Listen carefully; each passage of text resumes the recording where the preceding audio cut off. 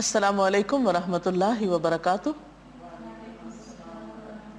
نحمدہ ونصلی علی رسولہ الکریم، اما بعد فاعوذ باللہ من الشیطان الرجیم، بسم اللہ الرحمن الرحیم۔ رب اشرح لی صدری ویسر لی امری واحلل عقدۃ من لسانی یفقہوا قولی۔ ناظرین، ہماری آج کی گفتگو کا موضوع ہے ہمدردی کا مہینہ۔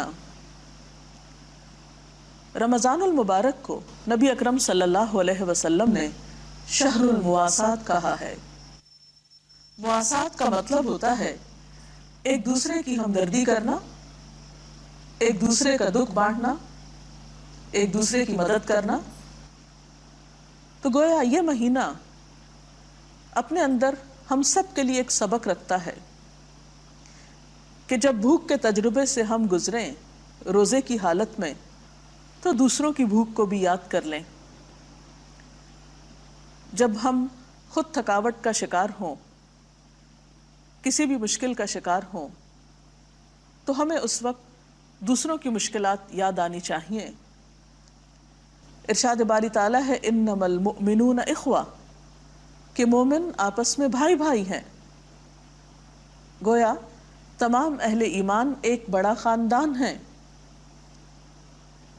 قرآن پاک میں ایک اور جگہ اہل ایمان کی صفت یہ بتائی گئی ہے وَيُؤْثِرُونَ عَلَىٰ أَنفُسِهِمْ وَلَوْ كَانَ بِهِمْ خَصَاصَةٌ، وہ اپنے نفسوں پر دوسروں کو ترجیح دیتے ہیں خواہ وہ خود بھوکے ہی کیوں نہ ہوں۔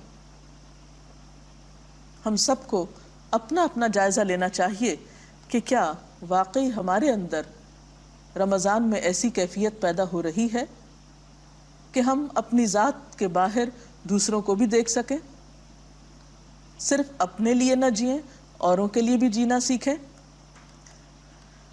حضرت نعمان بن بشیر کہتے ہیں کہ رسول اللہ صلی اللہ علیہ وسلم نے فرمایا، تم مومنوں کو آپس میں رحم کرنے، محبت رکھنے اور مہربانی کرنے میں ایسا پاؤ گے جیسے ایک جسم ہو۔ جب جسم کا کوئی عضو دکھتا ہے تو سارے بدن کے اعضاء اس کے دکھ میں شریک ہو جاتے ہیں، اور بیداری اور بخار میں سارا جسم شریک رہتا ہے۔ اب سوال یہ پیدا ہوتا ہے کہ ہم دوسروں کی ہمدردی کس طرح کر سکتے ہیں؟ آپ صلی اللہ علیہ وسلم کی تعلیمات کا جب ہم جائزہ لیتے ہیں تو کچھ چیزیں نکھر کر ہمارے سامنے آتی ہیں۔ انہی کی روشنی میں ہم اس حکم پر عمل کرنے کے بارے میں سوچیں گے۔ تو اس میں پہلی چیز یہ ہے کہ ہمدردی کا ایک بڑا طریقہ ہے کھانا کھلانا، دوسرے کی بھوک مٹانا۔ قرآن پاک میں اللہ تعالیٰ فرماتے ہیں وَيُطْعِمُونَ الطَّعَامَ عَلَىٰ حُبِّهِ مِسْكِينًا وَيَتِيمًا وَأَسِيرًا إِنَّمَا نُطْعِمُكُمْ لِوَجْهِ اللَّهِ لَا نُرِيدُ مِنْكُمْ جَزَاءً وَلَا شُكُورًا، اور اللہ کی محبت میں مسکین، یتیم اور قیدی کو کھانا کھلاتے ہیں اور ان سے کہتے ہیں ہم تمہیں صرف اللہ کی خاطر کھلا رہے ہیں، ہم تم سے نہ کوئی بدلہ چاہتے ہیں اور نہ شکریہ کی توقع رکھتے ہیں۔ ایک آدمی نے نبی صلی اللہ علیہ وسلم سے پوچھا اسلام کی کون سی خصلت بہترین ہے، یعنی اسلام میں کون سی خوبی سب سے اچھی ہے؟ آپ نے فرمایا کھانا کھلانا اور ہر ایک کو سلام کرنا، خواہ اس کو تم جانتے ہو یا نہیں جانتے۔ حضرت عبداللہ بن عمر بیان کرتے ہیں کہ نبی صلی اللہ علیہ وسلم نے فرمایا کہ خدا رحمان کی بندگی کرو، لوگوں کو کھانا کھلاؤ اور سلام کو رواج دو تو تم سلامتی کے ساتھ جنت میں داخل ہو جاؤ گے۔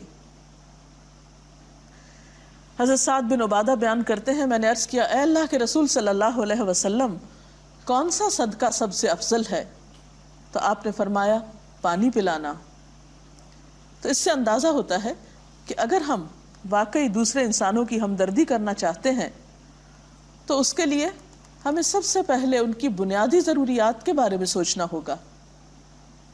ہر شخص کو کھانے کی ضرورت ہے۔ ہمیں اپنے آس پاس دائیں بائیں اور قریب کے علاقوں میں سب سے پہلے دیکھنا چاہیے کہ ان میں کوئی ایسا شخص تو نہیں جس کو افطار میں کچھ میسر نہ آیا ہو، جس نے بغیر کچھ کھائے پیے روزہ رکھا ہو، کیونکہ بھوک کی تکلیف شدید تکلیفوں میں سے ہے۔ آپ صلی اللہ علیہ وسلم نے فرمایا کہ وہ شخص مومن نہیں جو خود تو پیٹ بھر کر کھانا کھائے اور اس کا پڑوسی اس کے پاس ہی بھوکا سو رہا ہو۔ یہ اسلام کے بالکل ابتدائی اور بنیادی اخلاق میں سے ہے۔ ہمدردی کا ایک اور طریقہ یہ ہے کہ انسان دوسرے کی ضروریات پر اپنا مال خرچ کرے، اور ان ضروریات میں پھر لباس ہو سکتا ہے، تعلیم ہو سکتی ہے، علاج ہو سکتا ہے۔ ہر شخص شعور رکھتا ہے، آنکھیں رکھتا ہے، اسے دیکھنا چاہیے کہ اس کے آس پاس کے لوگ کس چیز کے ضرورت مند ہیں، اور جہاں جو چیز ہو اس کے مطابق خرچ کرنا بہترین ہمدردی ہے۔ ہمدردی کا ایک اور طریقہ ہے کسی حقدار کو اس کا حق دلانا۔ ہمارے معاشرے میں بہت سے ایسے لوگ ہو سکتے ہیں جو اپنے بنیادی حقوق سے بھی محروم ہوں۔ اگر ہم کسی بھی طور پر ان کی کوئی مدد کر سکتے ہوں تو ایسا کرنا بھی ہمدردی اور غمخواری کرنا ہے۔ قرآن پاک میں اللہ سبحانہ و تعالیٰ فرماتے ہیں، پس اے مومن رشتہ دار کو اس کا حق دے، مسکین اور مسافر کو۔ یہ طریقہ بہتر ہے ان لوگوں کے لیے جو اللہ کی رضا چاہتے ہیں اور وہی فلاح پانے والے ہیں، یعنی کامیابی کا انحصار اسی پر ہے۔ حضرت ابو ہریرہ کہتے ہیں کہ نبی صلی اللہ علیہ وسلم نے فرمایا، بیوہ عورت اور مسکین کی خبرگیری کرنے والا اللہ کی راہ میں بھاگ دوڑ کرنے والے کی طرح ہے۔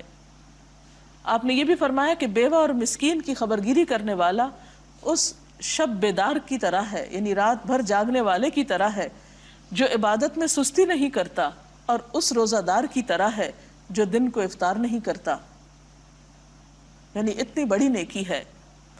ایک اور حدیث میں حضرت ایاز فرماتے ہیں کہ آپ صلی اللہ علیہ وسلم نے فرمایا، 3 قسم کے آدمی جنتی ہیں۔ نمبر 1، وہ حاکم جو عدل و انصاف کرنے والا اور احسان کرنے والا ہو اور اس کو بھلائیوں اور نیکیوں کی توفیق دی گئی ہو۔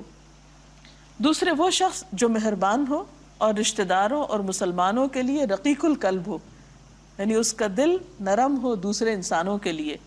تیسرے، وہ شخص جو حرام چیزوں سے بچنے والا ہو، سوال سے پرہیز کرنے والا ہو اور اہل و عیال کے بارے میں اللہ پر بھروسہ کرنے والا ہو۔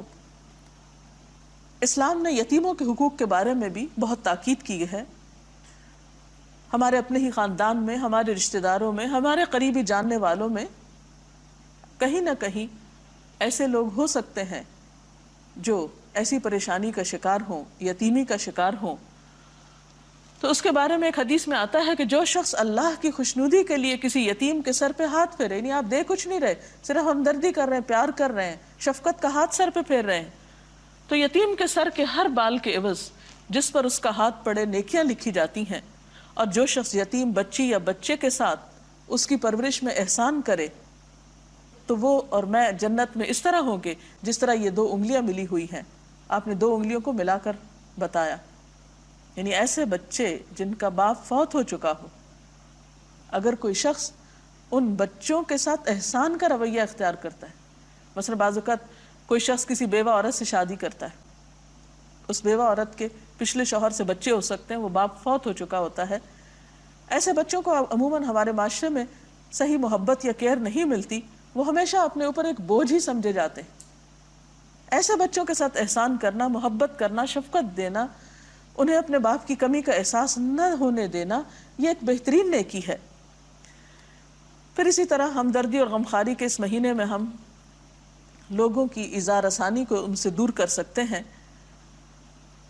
ان کو دکھ دینے سے بچنا روزے کے تقاضوں میں سے ہے۔ آپ صلی اللہ علیہ وسلم نے فرمایا کہ المسلم من سلم المسلمون من لسانہ ویدہ، مسلمان تو وہ ہے جس کے ہاتھ اور زبان سے دوسرے مسلمان محفوظ رہیں، اور روزہ بھی اسی چیز کا تقاضا کرتا ہے۔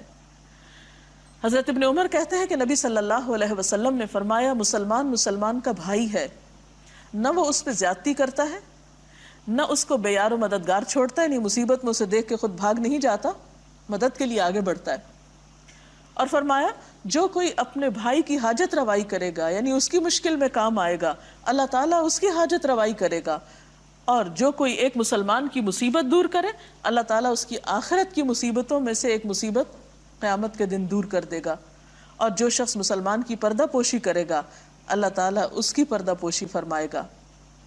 تو اللہ تعالیٰ سے دعا ہے کہ وہ ہمیں ہمدردی اور غمخواری کرنے کے اس مہینے میں حقیقی معنوں میں ایسا دل دے، ایسا احساس دے اور ایسی کوشش کی توفیق دے کہ ہم اس کا حق ادا کر سکیں. ایک شخص کب تک یتیم ہوتا ہے، مطلب کس ایج تک؟ ان کا سوال یہ ہے کہ ایک شخص یتیم کب تک ہوتا ہے. یتیم بالغ ہونے سے پہلے تک ہوتا ہے، بلوغت کے بعد یتیمی باقی نہیں رہتی. ناظرین، اس کے ساتھ ہی ہمارے آج کے پروگرام کا وقت ختم ہوتا ہے. کل تک کے لیے اجازت چاہتے ہیں. اللہ حافظ.